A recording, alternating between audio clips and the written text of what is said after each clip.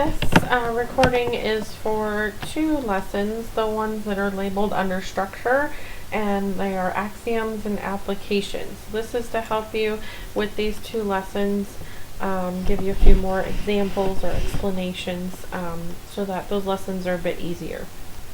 So under the axioms lesson, that one is just learning about all the properties that you can encounter.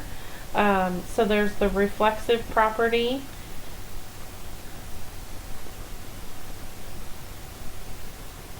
and this is where reflexive means that it reflects like a mirror, so the image is the same.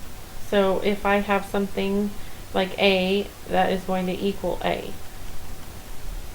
There's the symmetry property. The symmetry property says that if A equals B, then B equals A. So being able to write it both directions. And then there's the transitive property. So this one is where if we know that A equals B and we know that B equals C, we can kind of combine these two and then say that A equals C.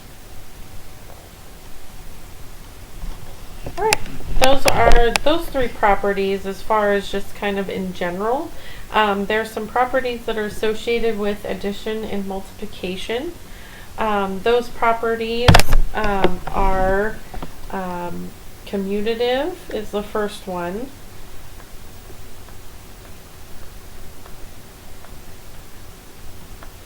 The commutative property for addition is that if I have A plus B, I can rewrite that as B plus A.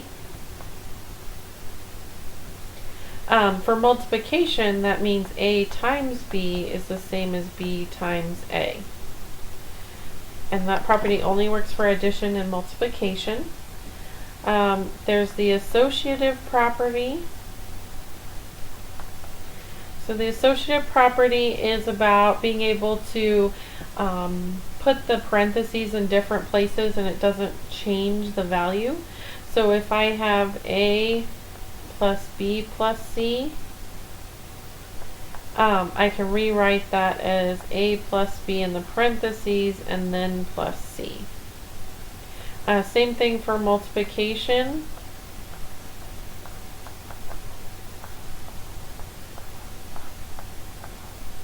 Again, only works for multiplication and addition.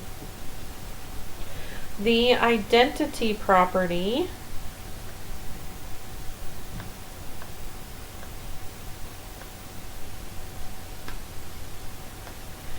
so the identity property says for addition, so identity meaning that you can do something to the item and it stays the same. So for addition, if I add anything to 0, I get that same new number back. And for multiplication, it's multiplying times 1. Gives me the same result back.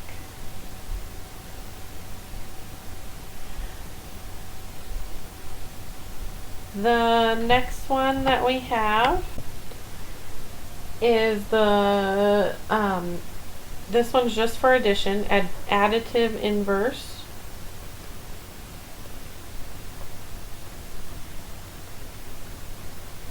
And what the additive inverse property relates to is that if I take something and I add its negative, I get 0. There is also the multiplicative inverse.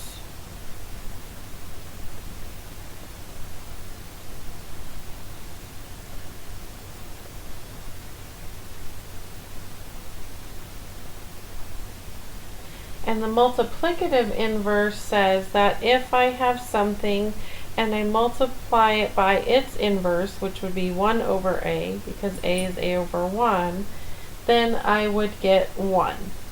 And that's assuming that A is not 0. So it doesn't work if A is 0.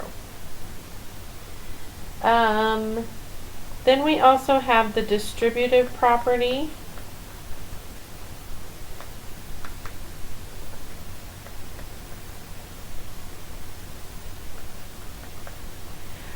The distributive property, what that says is that if I have something multiplied to two things that are added, and so we're assuming that these two things are totally different, then I can rewrite that as A times B plus A times C. So we just distribute or give this number A to each thing inside the parentheses. And the last property is the zero property. And this one is for multiplication. This one says that if I multiply anything times 0 gives me 0. So in this lesson that you'll be doing homework in, the one that says structure axioms, they give you all of these properties, and what they want you to do is they're going to give you some problems, give you some like examples like I did here, but maybe numerically, and you have to match them to the corresponding property, like which one does it match, what did they do to it, so that it matches the type of property used.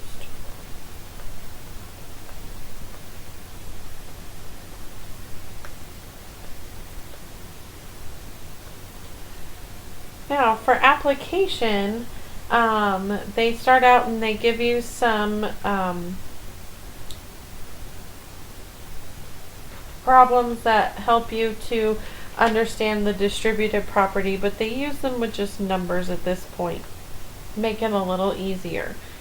So what we have to pretend is that this 6 and 5 cannot be squished together. We can't actually add them together. And so in this case, the distributive property would mean that I want to multiply the 3 to each of these. So this would be 3 times 6 plus 3 times 5. 3 times 6 is 18, and 3 times 5 is 15. And then either leave it like this, it'll tell you whether they want you to leave this answer or actually combine those two together. So it gives you some of that practice with the distributive rule just to be able to multiply that, but because we deal with just numbers, you're able to check your answer as well. The other thing that they do in this lesson is do order of operations. So give you some work with order of operations.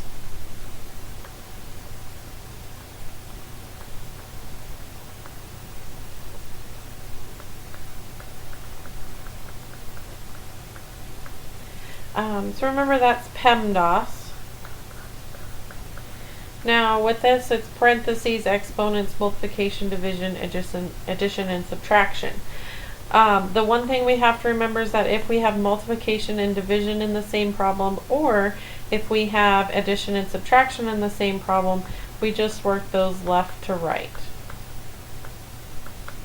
So for example, if I have 3 times 8 divided by 4, I would do the 3 times 8 first, get an answer, and then divide it by 4. Just left to right, doesn't matter what order they're in.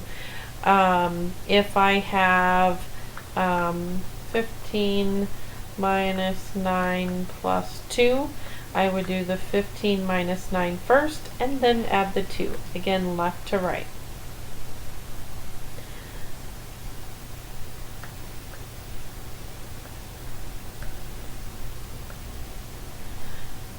So some examples of doing our order of operations. So 4 times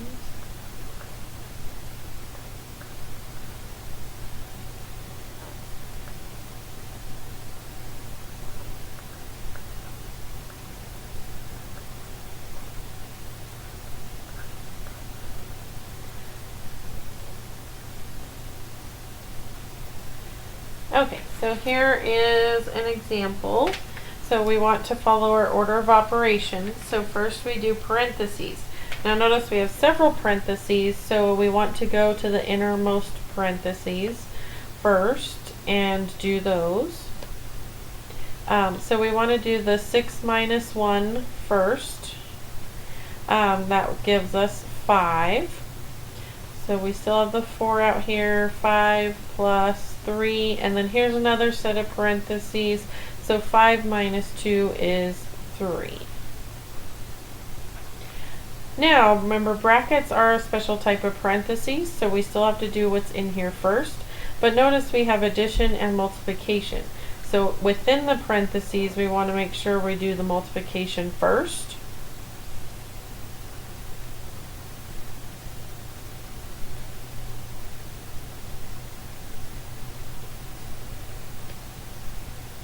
So that gives us 9. So inside we have 5 plus 9, 4 is out there. And then we have to go ahead and add those together. So 5 plus 9 is 14. And we still have the 4 on the outside. And now we could either drop those parentheses or keep them, whichever you prefer. And then now we have to multiply the 14 times the 4, and that gives us 56. So that would be our answer. So again, even the biggest problems, we can take them and bring them down into smaller chunks.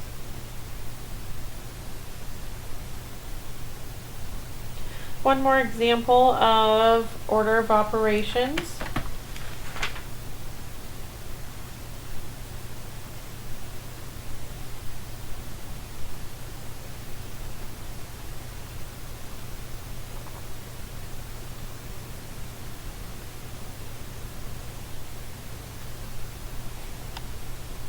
So here on the left, we could either do what's in the parentheses first, or we could do a distributive rule, whichever you prefer.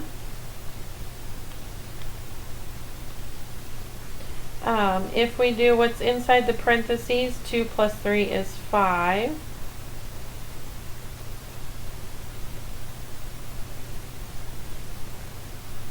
And then we have multiplication and division in the same problem. So we go left to right. So we want to do 5 times 5.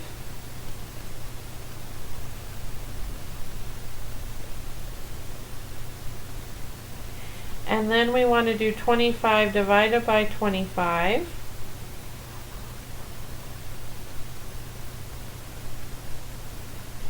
And then we need to do 9 divided by 3. Then we can do this addition, which gives us 4. Okay, so don't try to chunk too much in together. Do it one step at a time, so you make sure to follow the correct rules for that. So that's all I have for these lessons. So now that you're done watching the recording, what you're going to do is call me during any one of my hours, and we will talk about this recording, and then that will give you the credit for that assignment, and you can go on and work on those assignments and doing those problems. Have a good day.